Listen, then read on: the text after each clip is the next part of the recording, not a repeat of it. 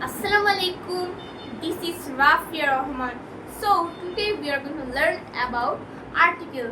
আজকে আমরা indefinite article দা সম্পর্কে জানব। দা যা কিছু একটি সেটার আগে বসে, ধর্মগ্রন্থের আগে বসে, বিমানের আগে বসে, ট্রেনের আগে বসে, নদীর আগে বসে, পত্রিকার আগে বসে, দিকের আগে বসে এবং ঋতুর আগে বসে। আর্থ শুধুমাত্র একটি, পৃথিবী শুধুমাত্র একটি বলে আগে দা বসেছে।